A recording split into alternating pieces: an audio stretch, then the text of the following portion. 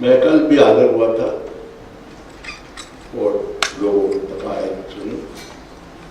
اس موضوع پہ اتنا کچھ کہا جا چکا ہے اور کہا جائے گا کہ میں خود محسوس کرتا ہوں کہ میرے پاس ان چیزوں کے علاوہ ان جو ریفرنسز جو دیے ہیں مجھ سے پہلے مقررین نے، اس کے علاوہ میرے پاس کچھ نہیں ہے.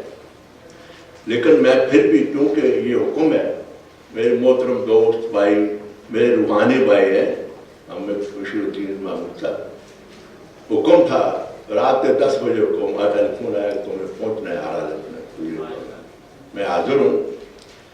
پیشتر اس کی کہ میں موضوع کی طرف آؤں.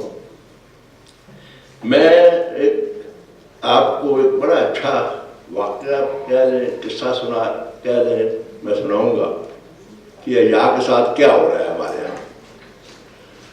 کسی گاؤں میں ایک مسجد بنائی گئی نئی، تو اس میں نئے امام صاحب مقرر ہوئے جو کہ پیدل تھے، اتنا زیادہ علم نہیں تھا ان کے پاس، لیکن گاؤں کی جتنی مسجدیں ہوتی ہیں اس میں اتنے زیادہ قابل یا اتنے پرمعقول امام نہیں ملتے. تو پہلے جمعے کو انہوں نے جب پیش ہوئے تو انہوں نے اپنے نمازیوں کو کہا کہ آپ کو پتہ ہے میں کس موضوع پہ بات کروں گا؟ تو نہیں، ہمیں نہیں پتہ. کہتا آپ کو پتہ ہی نہیں ہے میں کس موضوع پہ بات کرنے کا، مجھے بات کرنے کی ضرورت کیا ہے؟ تو وہ خاموش ہو گئے. دوسری دفعہ نیکسٹ فرائیڈے کو دوبارہ جب وہ جمعے کو حاضر ہوئے آئے تو انہوں نے پھر کہا کہ آج آپ کو پتہ ہے میں کس موضوع پہ بات کروں گا؟ انہوں نے کہا کہ ہمیں پتہ ہے. کہتے اگر آپ کو پتہ ہے تو پھر مجھے بات کرنے کی ضرورت نہیں ہے.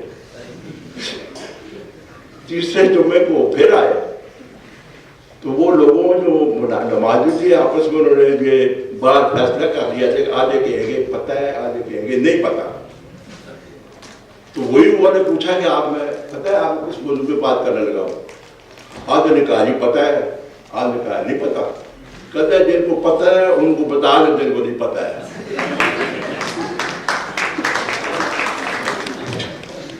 تو میں یہ واقعہ سے سنا رہا ہوں آپ کو یہ بات کہ احیاء کے اوپر اتنا بڑا، بہت نام بہت چھوٹا ہے لیکن یہ اتنا بڑا ایک سبجیکٹ ہے کہ قرآن پورا اگر آپ پڑھیں تو کہیں نہ کہیں ہر دوسرے تیسرے چوتھے صفحے پہ احیاء کے سلسلے میں کوئی نہ کوئی بات ہوگی.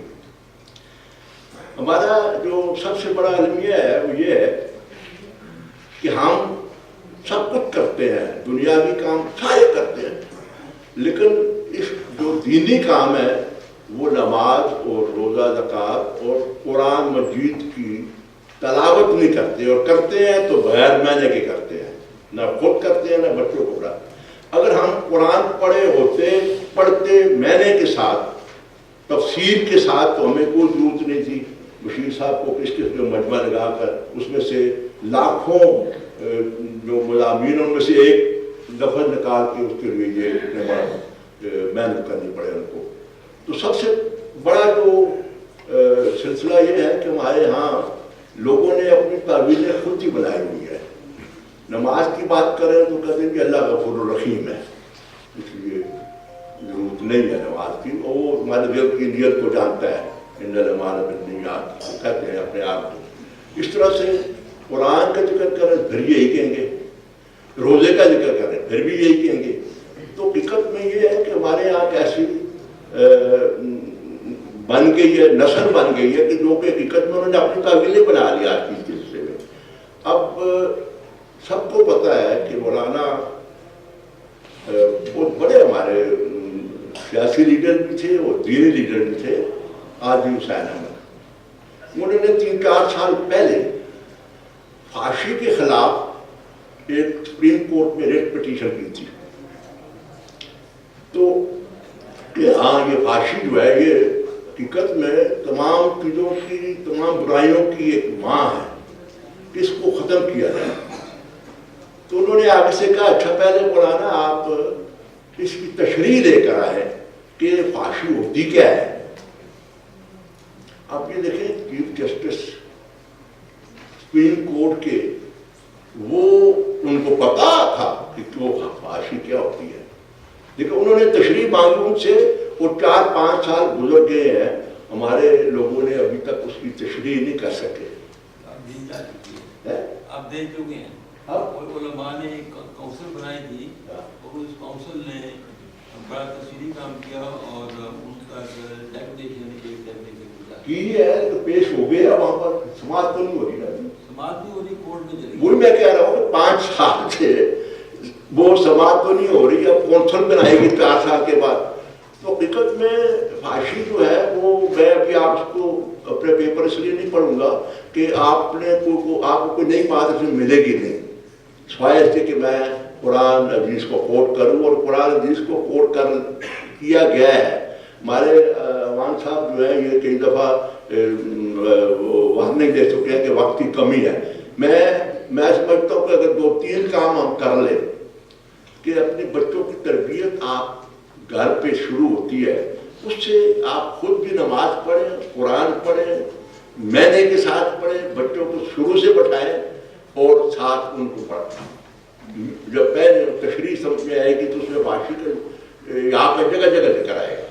دوسرا یہ کہ اسکولوں میں یہ ایک سبجیکٹ پرماننٹ ہونا چاہیے، یہ قرآن حدیث فقہ. نہیں، ابھی تک ہمارے جنرل اسکولوں میں، یا وہ پرائیویٹ ہے گورنمنٹ میں، ایز اے پرماننٹ سبجیکٹ، جیسے انگلش پرماننٹ سبجیکٹ ہے، اردو پرماننٹ سبجیکٹ ہے، اس کو بھی پرماننٹ سبجیکٹ کے طریقے سے، طرح سے اس کو کرنا چاہیے.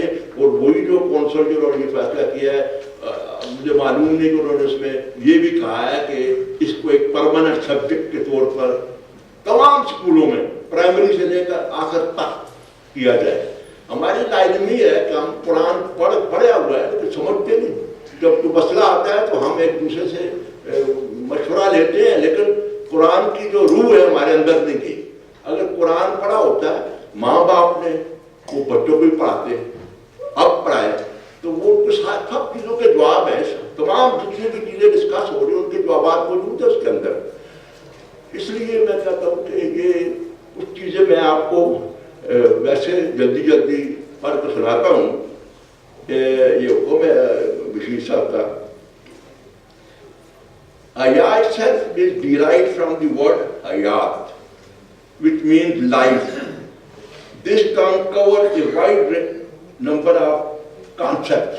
In English, it may be translated as modesty, shyness, self-respect, bashfulness, shame, honor, humility, etc., etc.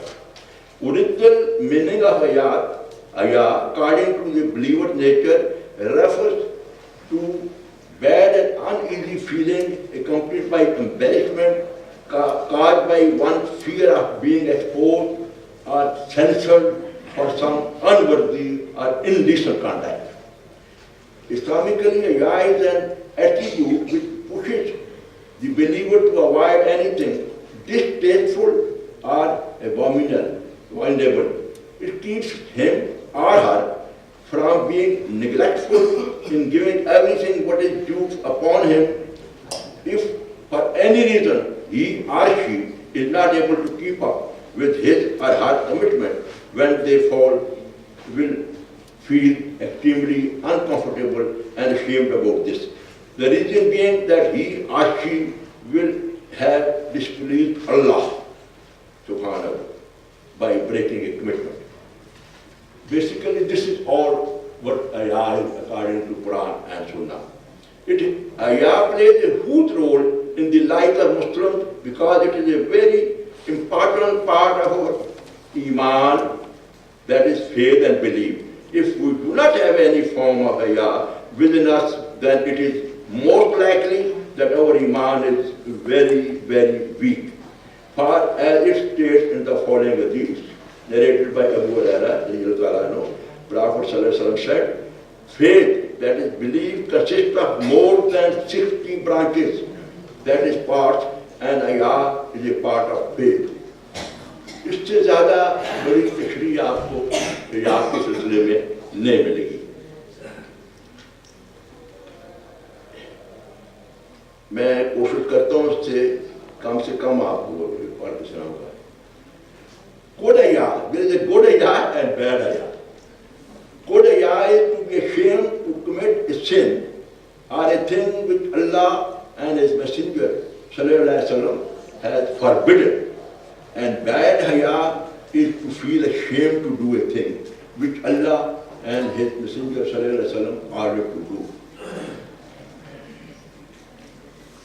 Another type of ayah is more of a social aspect concerning others besides Allah subhanahu wa ta'ala. Normally these things often come in regard with one's relationship with family. For instance, a child not wanted to do something displeasing to his mother, or a wife not wanted to do something displeasing to her husband, or even a student who was careful about saying something incorrect in front of teachers. Last but not least is the type of ayah in which the believers become shy of themselves. This is when they have reached the peak of their iman. What this means is that they do or say or see anything wrong or even commit the tiniest sin, they start to feel extremely bad and embarrassed, or they feel extreme guilt in their heart. This builds a high degree of self-consciousness, and that is what strengthens the believer's commitment to Allah subhanahu wa ta'ala. Allah loves ayah. We know this by the following hadith. Surely Allah is the one who has ayah and is the protector. He loves ayah and people who cover each other's faults. Secondly, ayah itself is a greatness of Islam. As our Prophet indicated, every way of life has a character, has an innate character. The character of Islam is ayah. The character of Islam is ayah, or every deen has an innate character, and the character of Islam is modesty, ayah, Abu Dawud. Thirdly, ayah only brings good and nothing else. Our Prophet ﷺ said, ayah does not bring anything except good. Fourthly, ayah is a very clear indication of our iman. As the Prophet ﷺ said, as mentioned to the Tsar who was condemning to his brother about being shy. Leave him, for ayah is a part of faith. Fifthly, last but not least, ayah leads us to paradise. Ayah leads us to paradise. As the Prophet ﷺ said, ayah comes from iman, iman leads to paradise. Austerity comes from antipathy, and antipathy leads to fire. Thank you very much. Notice भी आ गया और मैं तकरीबन जो कुछ कहना चाहता था आपसे कह दिया है. I hope you will forgive me if there is anything you feel that you didn't like it. लेकिन ये मेरे दिल की बातें थी जो मैंने आपसे कर दी हैं. बहुत बहुत शुक्रिया. Thank you very much.